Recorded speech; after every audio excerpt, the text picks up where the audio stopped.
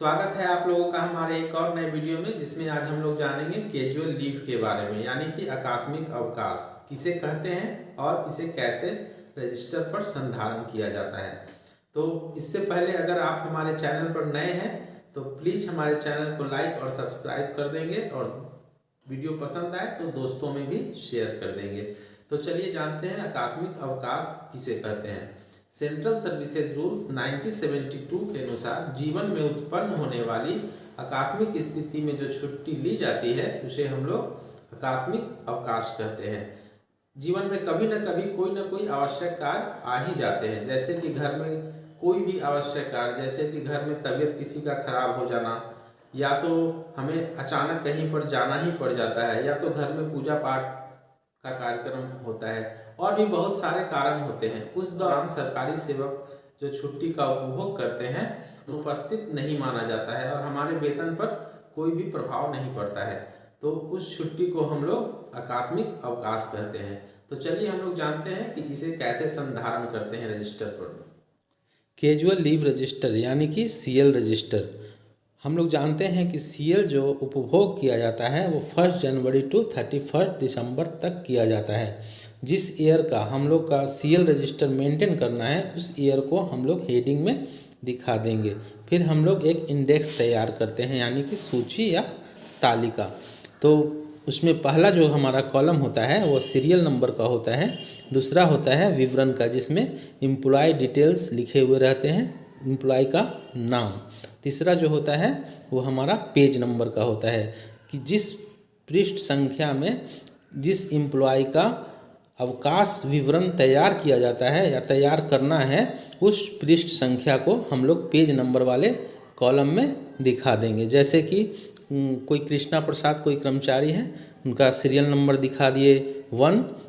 अगर उनका पृष्ठ संख्या 1 में उनका मेंटेन किया हुआ है अवकाश तो पेज नंबर 1 में दिखा देंगे और विवरण वाले में उनका नाम दिखा देंगे। वैसे ही अलग अलग कर्मचारी का सीरियल वाई और पेज नंबर के साथ हम लोग दिखाते चले जाएंगे।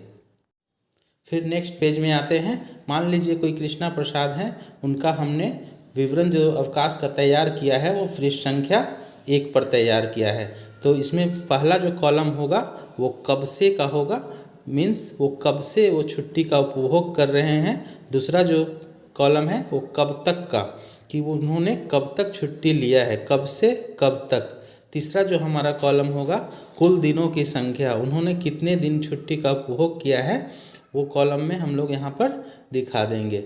चौथा जो हमारा कॉलम हो जाएगा वो शेष अवकाश का। अगर सरकार ने हमें 16 छुट्टी सीएल प्रोवाइड करवाई है तो वो हेडिंग में हम लोग 16 यहाँ पर दिखा देंगे। पाँचवा जो हमारा कॉलम हो जाएगा वो छुट्टी का कारण का हो जाएगा और छठा कॉलम जो हो जाएगा वो स्वीकृत पदाधिकारी का हस्ताक्षर हो जाएगा यहाँ पर, जिन्होंने हमारी छुट्टी स्वीकृत की है। तो इसमें देखते हैं कि कृष्णा प्रसाद ने मान लीजिए कि 1 दिन की छुट्टी उपभोग किया है, तो अगर उन्होंने 3/4/2022 को 1 दिन की छुट्टी उपभोग की है तो 3/4/2022 से लेकर कब तक किया है, 1 दिन का है तो 3/4/2022 ही हो जाएगा। फिर उन्होंने 1 दिन का उपभोग किया है तो 16 से 1 माइनस हो जाएगा तो कितना हो जाएगा, 15 दिन। और किस कारण से उन्होंने छुट्टी लिया है, मान लीजिए कि उन्होंने आवश्यक कार्य के लिए लिया है तो यहाँ पर छुट्टी के कारण के कॉलम में आवश्यक कार्य दिखा देंगे। फिर जिन्होंने छुट्टी स्वीकृत किया है उनका यहाँ पर हस्ताक्षर हो जाएगा। फिर मान लीजिए इन्होंने किसी कार्य के लिए, मान लीजिए कि उनका अगर तबीयत कोई मंथ में ख़राब हो जाता है तो उस मंथ में उन्होंने छुट्टी का मान लीजिए 2 दिन का उपभोग किया है। तो जैसे कि अगर छठे मंथ में उन्होंने छुट्टी का उपभोग किया है, जैसे 12/6/2022 को उन्होंने 2 दिन की छुट्टी ली है, तो 12/6/2022 से लेकर मान लीजिए कि 2 दिन का लिया है तो 12 से लेकर मान लीजिए 14/6/2022 तो 2 दिन का छुट्टी हो गया। तो यहाँ पर हम लोग 2 दिन दिखा देंगे और फिर वो 15 दिन से 2 दिन माइनस कर देंगे तो टोटल उनका छुट्टी कितना बच जाएगा, 13 दिन का। और किस कार्य के लिए लिया है उन्होंने छुट्टी, तो तबीयत खराब होने के कारण उसका डिटेल हम यहाँ पर दिखा देंगे और फिर उसी वैसे ही स्वीकृत पदाधिकारी का हस्ताक्षर यहाँ पर हो जाएगा। वैसे ही जिस डेट में उन्होंने छुट्टी लिया है जितने दिन के लिए वो हम लोग दिनों की संख्या में दिखाते जाएंगे और शेष अवकाश से हम लोग मतलब कि जैसे 16 से घटाते चले जाएंगे। 16 से एक दिन के लिए तो 15 दिन, 15 से 2 दिन फिर लिए नेक्स्ट डेट में तो फिर 13 दिन हो गया। फिर 13 से फिर अगर 3 दिन की उन्होंने छुट्टी ली है तो वैसे ही 3 दिन माइनस हो जाएगा। तो टोटल हमारा अवकाश शेष कितना बचा 10 दिन। अब जैसे कि उन्होंने 3 दिन की छुट्टी किस कार्य के लिए लिया, पूजा के लिए लिया, तो पूजा के लिए यहाँ पर हेडिंग में छुट्टी के कॉलम में दिखा देंगे और वैसे ही स्वीकृत पदाधिकारी का हस्ताक्षर हो जाएगा।